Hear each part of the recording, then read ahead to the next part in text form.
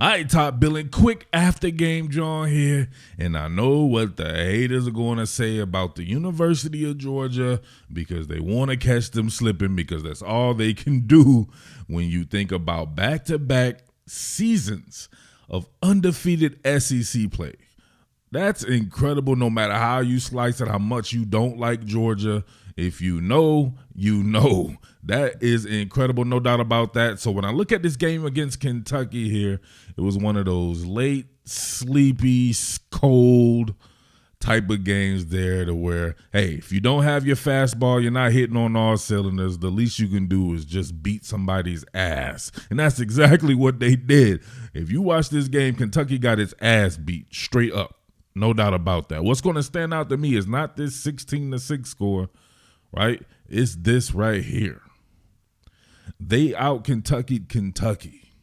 Georgia's a passing team this year, right? They want to spread the ball around the yard. Georgia's not known right now for its incredible run ability, but it just goes to show you Georgia can switch its pitch if necessary. It can win any type of game. So you see here, 46 carries for 247 yards, mostly on the back of Kenny McIntosh. I break down a couple of concepts there with Kenny McIntosh, the guy who I said all alone is the best in that backfield. He has to be one of the most versatile cats you can find, and he has the type of size. I think he's severely underrated. Would love for him to go to one of my teams in the NFL. Come out here to the Mid-Atlantic, Kenny McIntosh there. But look at this on the other hand here, 25 carries for 89 yards for Kentucky. That's Kentucky. That has Chris Rodriguez, who is a dynamic all-around back in himself, but one of those bruiser types that is made for one of these cold weather type games there. And look at that, stymied the dude. 17 carries to 51 yards, 3 yards per carry there. That little bullshit that they were doing, trying to hype up Will Levis, who I think is severely overrated. Him throwing a couple of deep balls that were kind of underthrown or whatever, however it happened there at the end of the game when the shit is pretty much in the bank. Man, it is what it is there. Stetson Bennett didn't play a good game at all, in my opinion. But check this one out right here. This was so bad by Stetson Bennett that I had to go back and look at it, and I can tell it was a team effort here. It was equally bad from your man Lad McConkey as well here. So you get that front-facing play-action fake. Originally, you get this too-deep shell, this too-high look right here. But it's almost as if they roll coverage, and everyone knows you don't throw a post into a post safety. So if you get that single high post safety there, they close off the middle of the field, you don't go there with a post route. But to Stetson Bennett's credit here, you do have Lad McConkey here who's running, stems it to the post there, and at the very least, Stetson Bennett thinks he maybe can fit it, I don't know, behind the safety somewhere back there. Obviously, he not only underthrows it, but Lad McConkey sees that and then tries to reverse course. So this does happen, right? When you're running, there's no set way to do things in football. If you have that understanding between yourself and your target, you can break stuff off in the middle of the route. But this was such a long developing play that they just kind of ran out of real estate on it. Check this out right here. Front facing play action fake. Now you see this, right? You get the strong safety, he holds, and then you get the free safety, he rolls to the middle of the field there, and you can see him now. You get that bracket coverage between the two. So if you see the body language and the shoulder pads are pointing towards this being a post, you can see Lad McConkey taking it this direction here, but not necessarily there. You'll see him then bend it back. You see that? Now you saw that, right? My man spinning like a dreidel out there. He becomes almost like a defensive back. Like he turns his hips like he's the defender right there. And then Bennett still throws it to the post. So he was expecting Bennett to get to the post. But as you can see right there, at the very least, it could have been a jump ball instead of this man is on his knees, baby. Like a old R&B singer, like Keith Sweat, baby. Baby, please give me this ball. Why the hell is this man catching this ball on his knees? I'm confused by this. But yeah, so if you see that man catching the ball on his knees, had McConkey at least gone to the post right here, this could have just been an incomplete pass. So just a miscommunication, but definitely you can tell Bennett probably had his mind made up when he saw that too high look that he was going to go to the post. Run the ball, play solid run defense. That's exactly what Georgia did here. You can see on this particular gap scheme, what you'll have them pulling the guard here. So the guard's going to pull around, get him working right there.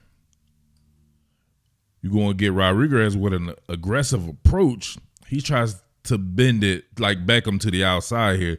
Trash Shambliss. He does a good job of getting into the tight end's space and anchoring off there. And then you see it, like I always say, man, it starts to layer here. There's really nowhere to go. It's just gapstinence. Sound gap defense, man, using that gapstinence.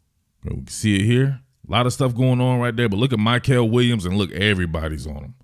Like a pack of wild dogs, right? You see it here. Got those gas schemes. You're pulling that power there. Creating those, look at those down blocks, right? So they're down blocking on the shade here. Let's see. Yep, down blocking on the shade there. So you would think that could possibly be your gap. But Michael Williams doing a good job of making his presence known in that particular gap as well. So if Rodriguez wants to bend it on the inside or wants to bang that on the inside there, Williams has that free arm he can work with. So that forces him to try to go outside. But Shambliss doing a good job here. And there's really nowhere to go. You get Chris Smith layering down as well, helping. That's what you call help defense there. It was pretty much that the majority of the night. You can see right there, that man getting ushered out the club with a pack of wild bouncers, right? Everybody bouncing this man out the club, and he just has to sit there like, well, I won't be getting on the females tonight. This time, they're working off this stretch. You'll see tons of zone flow, of course, working play side. So Rodriguez here, he wants to aggressively approach this, of course, and then find that organic cutback crease. But it takes him way back over here to a cat like Javon Bullard, who is an absolute animal. Now, I want you to pay attention to this as well. Obviously, in their nickel package here, you got that 2-deep shell. So we got both assistants here just in case they want to try to get gully and go deep with it there. You got man coverage on both of the outside edges here, and then you have that help over the top. You got Smile Munden, Cletus. He's Smile Munden. Jamon Dumas Johnson and the rest of the guys up front. But watch this overhang defender here in Bullard. Everyone's able to tackle here. Look at him. Stay patient on the line of scrimmage and strike a big man like Chris Rodriguez probably goes like 220 or something like that. Bullard staying parallel to the line of scrimmage, recognizes what's going on right here. As far as that jet action going on, that ghost jet action here, and he stays parallel to the line of scrimmage like he's Dumas Johnson or Munden. You can see him right there waiting for that backside cut. What's that, my friends?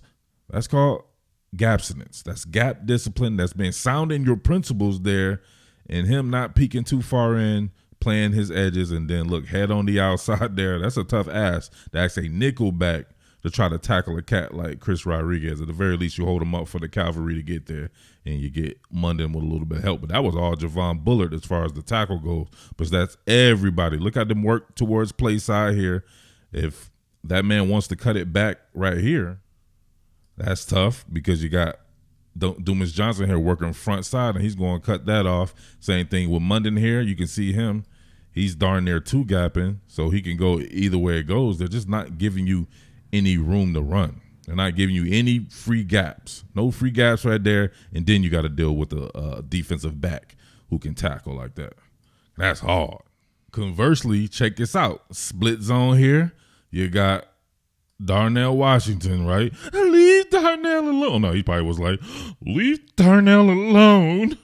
Beta male up here. Listen, you got Granddaddy Washington, my man Darnell Granddaddy Washington right here, splackatowing cats on this split zone play here. And you can conversely see the lack of gap discipline with Kentucky here. Look at him work front side. McIntosh approaches and gets upfield with it. Come on, man. Can't let another man be in your gap. See that right there? Zone flow across the board. You got Granddaddy. Watch out there now, boy. Splackataya. When your granddaddy hits you, then your hamstring roll up into your ass and roll up into your lower back, up to your upper back, damn near to your traps. You know your shit is done. But look at him approach right here, and there's nobody really anchoring down on the edge here. You can see Jones out here, Brad Jones, Got Brad Jones angling off here, so you just gave up the edge. Then my man right here, he's slow to play the gap here. He's not going to be able to get there. You get that burst of speed and that quickness, and, of course, McIntosh, he knows how to get north-south. He knows how to freak it. He's just got a complete run style. Real breath of fresh air there, man. Not one of these cats that came in as a 5-star. So you're not going to have everybody rallying behind a cat like that, like they would some of these 5-stars. This encapsulates a lot of shit right here.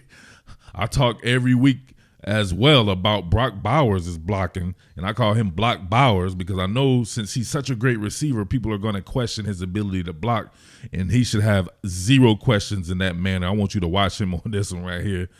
You're going to have this counter OH scheme. So they're going to be pulling Willock here. This was an interesting personnel. I'm not sure how this came about. I'm pretty sure you guys are going to tell me, because if I don't know 1,000%, despite the fact that I cover 5/16, if I don't know 1,000% of every single thing, people going to let me know about it there. But Willock and Xavier Truss, Isaiah Truss, Oliver, I don't know what his damn name is.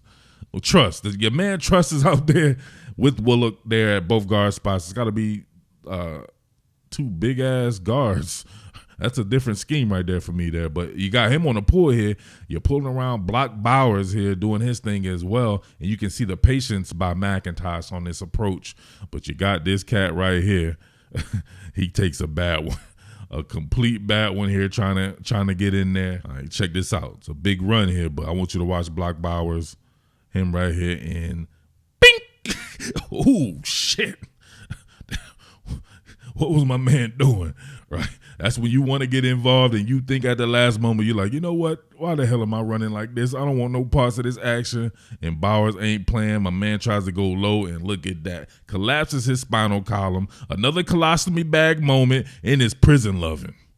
Listen, when you a nickel defender and you got to be taking some weird ass missionary style block going on right there, you know you got to rethink your life right there. He's reconfiguring his entire life in that one moment there. But look at McIntosh here. I remember this is just supposed to have been a quick after game John here. You guys caught me. It's like you guys have mind control over me or something like that. I was actually supposed to be in Piscataway today, trying to watch them Nittany Lions play Rutgers, but something nixed it at the last moment. So I was here checking this bad boy out, and I was impressed with the physicality of this game. One of those cold weather road games late in the season, where as a college kid, you're probably looking ahead and you're playing the guys with a roughneck type style, and you match their style and outdid them with their own style. So I can dig that right here. You can even see that in this particular play. You got one of these counter OT plays. So you got Willock again. He's on a pull out here. You're bringing McClendon as well. And I want you to watch the patience that you actually is like this right here with that counter motion. The patience that you see McIntosh work with here and kind of slow play the safety and force him into a moment in a gap the way he can explode out of it there. So that's really good run effort. Check this out. Look at him approach it, patience, and then explode up out of it, get north-south. Love it. See the counter motion here, the counter step. Willock in man on the line of scrimmage. Then, of course, you got that pull through there by McClendon. But look, he originally wants to go in between both of those guys there. There's nothing to it right there. He has to wait for something to develop. And look at him stay parallel to the line of scrimmage, almost like Le'Veon Bell here. And you can see the third layer approach by the safety there. They're almost eyeing each other off. He wheels him in there and then explodes out the side and gets north-south there. They got McConkey out here. He probably could got a better gainer here. McConkey sticking his face in the fan and was like, you know what? I might not be doing that right about now. But McIntosh makes the most out of it. So, I don't know, man. You guys got to let me know what you think about this one right here. Of course, people, when you're on top, they're going to want to try to knock you down. And as a neutral observer, all I saw was Georgia out Kentucky in a game that, let's be real here, they don't went through the bulk of their schedule or pretty much everything that people would talk about here. As a college kid, you're probably peaking a little bit there. And, man, it is what it is. They didn't execute. And I wonder about Willock and Truss being the guards and trying to get short yardage play. It is a leverage game. You have two guys who are like 6'7" and 6'8" on the inside. Are they able to get that type of leverage on those short yardage plays? Because it looked really bad. I remember this maybe 2-3 years ago against Florida, I believe, and they were struggling to get 4th and 3rd and short and stuff like that. So I don't know.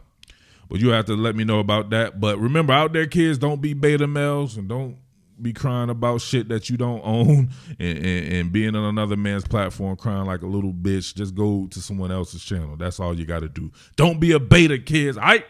But it's your boy, Mid-Atlantic Murph, as always. Much love out there, and strike the band. What more can I say? Top Billin.